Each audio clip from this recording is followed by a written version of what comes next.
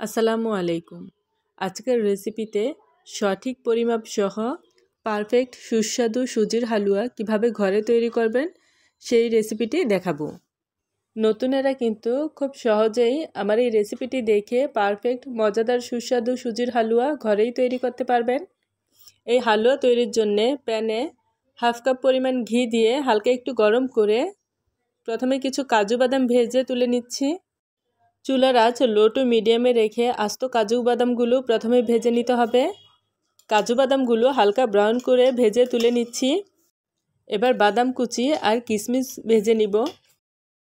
এবার পেস্তা বাদাম কুচি, কাঠবাদাম কুচি আর কিশমিশ দিয়ে একসাথে ভেজে নিব। কিশমিশগুলো যখন ফুলে উঠবে তখন বুঝতে হবে এগুলো ভাজা হয়ে গেছে, তখন একটি চামচ দিয়ে এগুলো তুলে নিতে হবে। আমরা যদি আস্ত কাজু বাদাম আর বাদাম কুচি কিশমিশ একসাথে ভেজে নিতাম তাহলে যেটা হতো, কিশমিশ আর বাদাম কুচিগুলো পুড়ে যেত আর আস্ত কাজু বাদামগুলো ভাজা হতো না।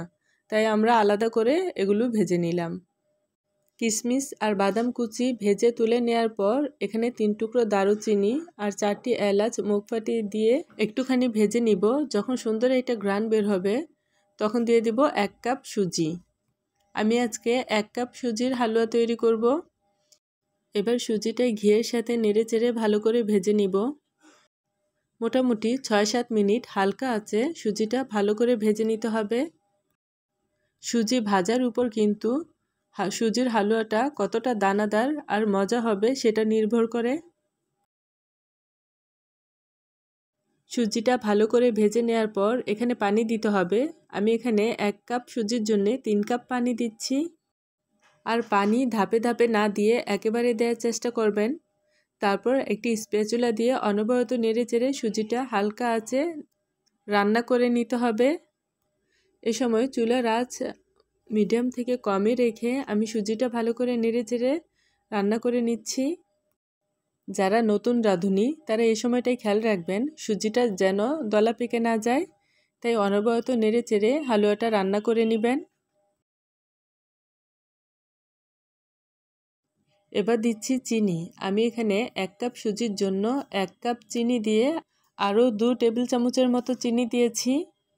চিনি দেওয়ার পর আবারও ভালো করে নেড়েচেড়ে সুজির সাথে মিশিয়ে নিতে হবে। তবে এই হালুয়াতে মিষ্টির পরিমাণটা আপনাদের পছন্দ অনুযায়ী দিতে হবে। চিনিটা ভালো করে মিশিয়ে নেওয়ার পর এ সময় দেখবেন চিনিটা গলে সুজিটা আবারও একটু নরম হয়ে যাবে। এবার এখানে দিচ্ছি সামান্য একটু লবণ। সুজির হালুয়াতে সামান্য একটু লবণ দিলে হালুয়ার টেস্ট কিন্তু অনেক গুণ বেড়ে যায়। সব কিছু ভালো করে মিশিয়ে নেওয়ার পর এখানে হাফ কাপ পরিমাণ গুঁড়া দুধ দিয়ে দিচ্ছি। তারপর গুঁড়া দুধটাও ভালো করে নেড়ে চেড়ে হালুয়ার সাথে মিশিয়ে নিব। এখানে একটু গুঁড়া দুধ দিলে হালুয়াটা খেতে কিন্তু অনেক ভালো লাগে। এবার এখানে আমরা যে আস্ত গরম মশলা ব্যবহার করেছি সেগুলো তুলে ফেলে দিব। কারণ হালুয়াটা যখন খাবেন তখন যদি এলাচটা কামড়ে লাগে তখন কিন্তু খুবই বাজে লাগে। আমার কাছে মনে হয় খাবারের মজাটাই নষ্ট হয়ে যায়। তাই সবগুলো গরম মশলা আমি তুলে ফেলে দিচ্ছি। গরম মশলাগুলো তুলে ফেলে দেওয়ার পর এখানে 2 টেবিল চামচ পরিমাণ ঘি দিয়ে দিচ্ছি। এখানে এ পর্যায়ে ঘিটা দিলে হবে কি, এই হালুয়া থেকে ঘিয়ের সুন্দর স্ট্রং একটা ফ্লেভার পাওয়া যাবে আর হালুয়াটা খেতেও কিন্তু দারুণ লাগবে। ঘি দেওয়ার পর হালুয়াটা নেড়েচেড়ে আবারও ঘিয়ের সাথে ভালো করে মিশিয়ে নিচ্ছি। সব শেষে আমাদের ভেজে রাখা বাদামগুলো দিয়ে হালুয়ার সাথে ভালো করে নেড়েচেড়ে মিশিয়ে নিতে হবে। এই হালুয়াটা সকালের নাস্তায় রুটি, পরোটা, লুচি সব কিছুর সাথে খেতেই কিন্তু দারুণ লাগে। আবার এমনিতে খেতেও কিন্তু খুবই ভালো লাগে। আপনারা যেভাবেই হালুয়া বানান না কেন এভাবে একবার হলেও বানিয়ে খাবেন, আশা করি আপনাদের কাছেও ভালো লাগবে। এ পর্যায়ে আমাদের হালুয়া রান্না পুরোপুরি কমপ্লিট। এবার এই হালুয়াটা আপনারা বরফি হিসেবেও পরিবেশন করতে পারেন বা এমনি হালুয়া হিসেবেও খেতে পারেন। এই হালুয়াটা খেতে কিন্তু দারুণ দানাদার আর মজার ছিল। আমার রেসিপিটা যদি ভালো লেগে থাকে তাহলে লাইক, কমেন্টস আর শেয়ার করতে ভুলবেন না। সবাই ভালো থাকবেন। আল্লাহ হাফেজ।